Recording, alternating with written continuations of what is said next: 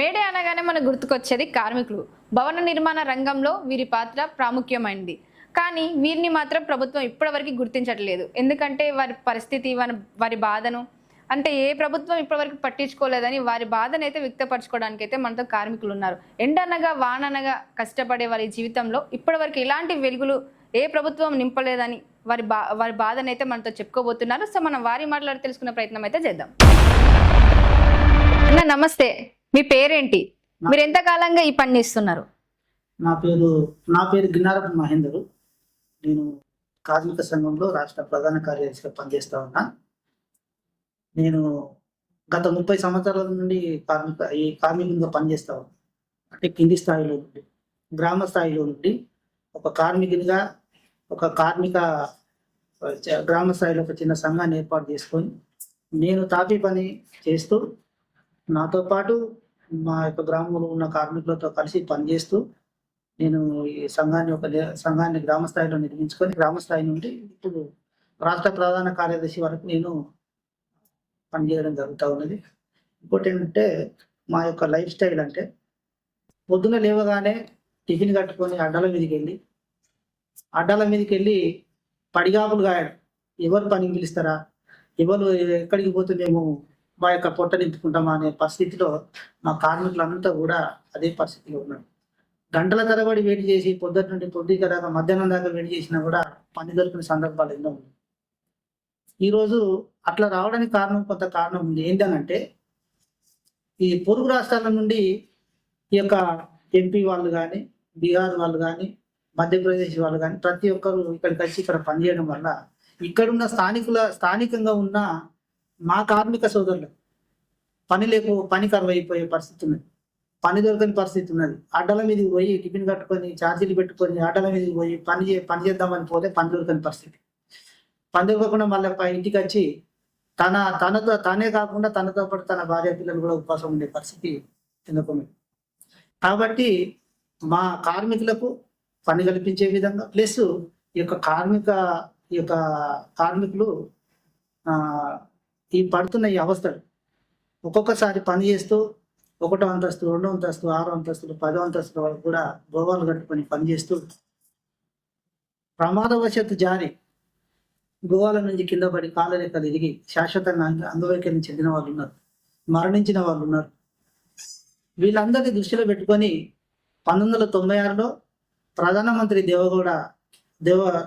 ప్రధానమంత్రిగా దేవగౌడ ఉన్నప్పుడు కార్మికులను ఉద్దేశించి ఫ్లైఓవర్లు, బ్రిడ్జీలు, బిల్డింగ్లు కట్టుకునే సమయంలో కార్మికులకు ఇలాంటి ప్రమాదాలు జరుగుతున్నాయి కాబట్టి వీళ్ళకు ఒకటి భద్రత చట్టం అనేది తీసుకురావాలి, వాళ్లకు కార్మికులకు ఒక న్యాయం జరిగే విధంగా ప్రయత్నం చేయాలని ప్రధాన మంత్రి దేవగౌడ ఆలోచించి 1996 చట్టాన్ని తీసుకురావడం జరిగింది. ఆ 1996 చట్టంలో ఏది భవన మరియు ఇతర కార్మికులు అని అందులో రాయబడి ఉండేది. అయితే భవన నిర్మాణంలో పనిచేస్తున్న వాళ్ళు ప్లస్ కల్వాట్లు, కెనాలీలు, బ్రిడ్జీలు, ఫ్లైఓవర్లు ఉంటాయి కదా, అవి కూడా ఇందులోనే లిఖితం చేసి ఈ కార్మికులకు వర్తించాలి ఇవి అనే ఉద్దేశంగా ప్రయత్నం చేసినప్పుడు ఈ ప్రభుత్వం దీన్ని కొంచెం తప్పుదోవ పట్టించి ఇతర కార్మికులు అని అంటే ఆటో నడిపే వాళ్ళ కార్మికులే, తర్వాత బిల్డింగ్ చేసే వాళ్ళ కార్మికులే, చేనేత చేసే వాళ్ళ కార్మికులే, ఆర్టీసీ వాళ్ళ కార్మికులే, అందరు కార్మికులే అని అందరిని తీసుకొచ్చి ఈ యొక్క వెల్ఫేర్ బోర్డులో పెట్టడం జరిగింది. మరి మా యొక్క కార్మికుల కోసం కేటాయించిన యొక్క సొమ్ము అంటే ప్రభుత్వ భవనాల మీద వస్తున్నటువంటి 1% చెస్సును ప్రభుత్వం వసూలు చేస్తా ఉంది. సభ్యత్వ రూపకంగా ఒక్కొక్క వ్యక్తికి సంవత్సరానికి 12 రూపాయల చెప్పున కార్డు తీసుకున్న వాళ్ళకు వసూలు చేస్తూ ఉన్నాయి.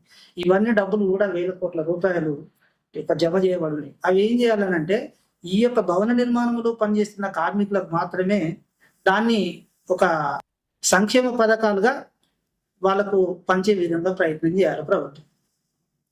ఆ ప్రభుత్వం అట్లా చేయకుండా దాన్ని కొన్ని సంవత్సరాల మాల్గబడి ఉన్నది. అట్లాంటి సందర్భంలో మా దాంట్లో మా కార్మికులుగా ఉంటున్న దరిపల్లి చంద్రమోహన్ అని మా రాష్ట్ర అధ్యక్షుడిగా ఇప్పుడు వర్క్ చేస్తా ఉన్నాం. మా కార్మికులంతా ఏకమై మనం ఒక ఉద్యమం తీసుకురావాలి. ఆ ఉద్యమం తీసుకొస్తే మనకు ఈ కార్మికులకు ఒక న్యాయం జరుగుతుంది. 1996 చట్టం అనేది ఇంప్లిమెంటేషన్ అవుతుంది. అని చెప్పి ఆయన ఒక ఉద్యమాన్ని తీసుకురావడం జరిగింది.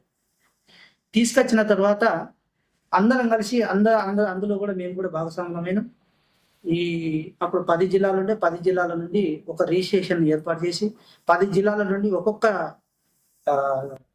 ఒక్కొక్కరిని జిల్లాకొక్కరిగా తీసుకొని రిజిస్ట్రేషన్ చేయడం జరిగింది. ఆ రిజిస్ట్రేషన్ నెంబర్ H81 నెంబర్ రావడం జరిగింది. అయితే ఈ 2008లో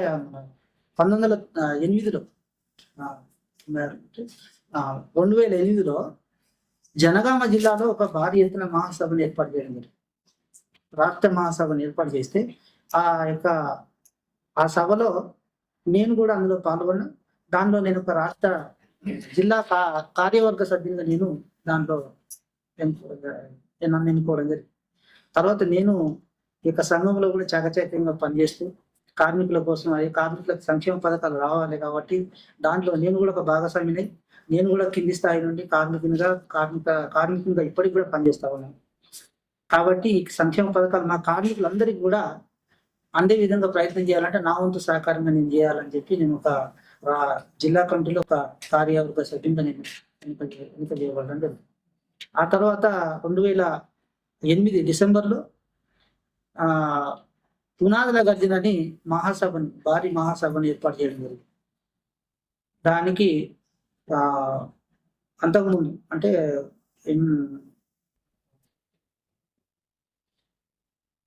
చాలా మంది ఎమ్మెల్యేలను మినిస్టర్లను అందరినీ కూడా కలవడం జరిగింది. కలిసి సభకి ఇన్వైట్ చేసాం. అప్పుడు కాంగ్రెస్ ప్రభుత్వమే ఉన్నది. వైఎస్ రాజశేఖర రెడ్డి గారు కూడా సీఎంగా అప్పుడు ఉన్నారు. తెలిసిన తర్వాత ఈ యొక్క ప్రభుత్వంలో ఉన్న వాళ్ళు ఎవరు కూడా రాలేదని అగనిస్ట్గా ఉన్న పార్టీ వాళ్ళందరినీ కూడా పిలవడం జరిగింది. టీఆర్ఎస్ ప్రభుత్వంలో ఉన్న అప్పుడు ఎమ్మెల్యేలుగా లేరు వాళ్ళందరినీ కూడా పిలవడం జరిగింది. వాళ్ళందరూ కూడా ఆ యొక్క సభకు వచ్చేది 1,00,000 మందితోటి ఆ యొక్క సభను ఏర్పాటు చేసింది. ఆ యొక్క సభను చూసిన తర్వాత పవన్ కళ్యాణ్ కూడా ఆ యొక్క సభకు రావడం జరిగింది. ఆ సభను చూసిన తర్వాత వైఎస్ రాజశేఖర రెడ్డి గారు ఈ కార్మికులు అంటే ఇంతమంది ఉన్నారా, వీళ్ళ కోసం ఒక చట్టం అనేది ఉన్నదా అని చెప్పి ఈ యొక్క సభ అనంతరం తర్వాత మా రాష్ట్ర అధ్యక్షులను కొంతమందిని కూడా పిలుచుకొని ఏంటిది దీని విషయం ఏంటిదని ఆరా తీయడం, దాని తర్వాత ఆఫీసర్లను అడగడం, దాని మీద కొంచెం అరకొర పథకాలతో కొన్ని పథకాలు స్టార్ట్ చేయడం జరిగింది. స్టార్ట్ చేసిన తర్వాత ఫస్ట్ 60,000 రూపాయలతో స్టార్ట్ చేసింది. సాధారణ మరణానికి మన యాక్సిడెంటల్గా చనిపోతే 60,000తో, తర్వాత సాధారణ మరణం అయితే 30,000తో, ఇట్లా డెలివరీకి అయితే 15,000తో ఇట్లా స్టార్ట్ చేయడం జరిగింది. స్టార్ట్ చేసిన తర్వాత ఈ కాంగ్రెస్ ప్రభుత్వం ఎన్నింగ్ వచ్చేసరికి 2 లక్షల రూపాయలు సాధారణ మరణం యాక్సిడెంటల్గా జరిగితే ఇవ్వడం జరిగింది. తర్వాత 1,00,000 రూపాయలు, అది 60,000 రూపాయలను సాధారణ మరణానికి ఇవ్వడం జరిగింది.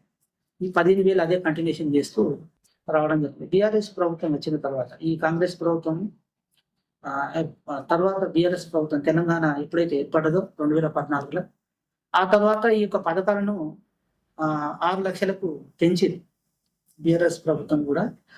ఈ 2 లక్షలు ఉన్నదాన్ని 6 లక్షలకు పెంచడం జరిగింది. ఈ యొక్క 1,00,000 రూపాయలు ఉన్నదాన్ని 2 లక్షలకు చేయడం జరిగింది. తర్వాత ఇది 60,000 రూపాయలు అట్లనే కంటిన్యూషన్ చేయడం జరిగింది. అయితే బీఆర్ఎస్ ప్రభుత్వం ఏం చేసిందంటే కొన్ని పథకాలను మేము పెంచుతామని చెప్పి బాహాటంగా అందరి సమక్షంలో కూడా స్టేజీల మీద కూడా ప్లస్ మీడియా సందర్భంగా కూడా మాకు హామీలు ఇవ్వడం జరిగింది. 1,00,000 బైకులు ఇస్తానన్నారు, 1,00,000 బైకులు ఇవ్వాలి. ప్లస్ ఇంకా పథకాలను పెంచుతామన్నారు, అవి పెంచలేదు. ఈ పెంచుతామని అవి కూడా పెంచలేదు. అయితే మా యొక్క డిమాండ్స్ ఏంటి అంటే ఈ యొక్క మా కార్మికులే కాకుండా ఇతర కార్మికులు కూడా ఇందులోకి చేరడం వల్ల మా కార్మికులకు వచ్చే సంక్షేమ పథకాలు ఏవైతున్నాయో అవన్నీ కూడా ఇతరులకు కూడా చెందుతున్నాయి. ఇప్పుడు మేము భవన నిర్మాణంలో పనిచేస్తున్న వారికి చెందాలనేది అక్కడ బోర్డులో ఉంటే ఇతర వారికి కూడా చెందుతా ఉన్నాయి. ఇప్పటి వరకు బోర్డుకు ఒక చైర్మన్ చేయలేదు, బోర్డు కమిటీ చేయలేదు, బోర్డుకు చైర్మన్ చేయలేదు. మన రీసెంట్లీ కూడా ఈ యొక్క కాంగ్రెస్ ప్రభుత్వం వచ్చిన తర్వాత కూడా ఏం చేసిల్లానంటే చైర్మన్ 24 గంటల చైర్మన్ చేసి దాంట్లోకి వెళ్ళి మన 300 కోట్ల రూపాయలు చేసి మళ్ళీ ఆ చైర్మన్ తీసేయడం జరిగింది. అంటే వీళ్ళు తాత్కాలికంగా చేసి ఈ యొక్క డబ్బులు తీసి ఇతరులకు పంచడం జరుగుతూ ఉంది. బీఆర్ఎస్ ప్రభుత్వం కూడా ఏం చేసింది అని అంటే, ఆనాడు ఈ యొక్క కరోనా కరువు కాలంలో ఈ యొక్క కార్మికులకు రావాల్సిన సొమ్మును ఈ యొక్క ప్రభుత్వం ఏం చేసిందంటే, ఈ యొక్క వెల్ఫేర్ బోర్డులోనే అయితే డబ్బులు ఎక్కువ ఉన్నాయి కాబట్టి ఇళ్ళకెళ్ళే రేషన్ కార్డుకు 1500 ఇవ్వడం జరిగింది. అట్లా చేయడం వల్ల మా కార్మికులకు రావాల్సిన సంక్షేమ పథకాలన్నీ కూడా అవి చేయడం లేదు మమ్మల్ని. ఎందుకంటే కార్మికులు అంటే వీళ్ళు అసంఘటితంగా ఉంటారు, సంఘటితం ఎప్పుడు కాదు. వేరే వాళ్ళు అయితేనేమో ప్రతి ఒక్కరు కూడా ఇప్పుడు గీత కార్మికులే కానీ, నేత కార్మికులే కానీ, బీడి కార్మికులే కానీ వాళ్ళు సంఘటితం అవుతారు. ఒక ఉధృతంగా కూడా వాళ్ళు ముందుకు వచ్చే పరిస్థితి ఉన్నది కాబట్టి వాళ్ళని దృష్టిలో పెట్టుకొని ప్రభుత్వం చేస్తారు. మమ్మల్ని ఏమో చిన్న చూపు చూస్తా ఉన్నారు.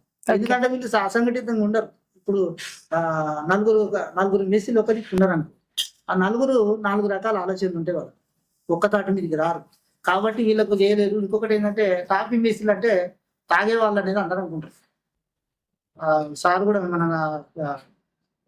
హోంశాఖ మంత్రి, అప్పుడు కార్మిక శాఖ మంత్రి ఉన్నప్పుడు కార్మిక శాఖ మంత్రి కూడా అన్నాడు, మీరు అంటేనే అంతా మీ మీద ఒక చిన్న చులకన ఉన్నది, చులకన భావం ఉన్నది, అంటే చెడు అభిప్రాయం లాంటివి అభిప్రాయం లాంటివి చెప్పండి.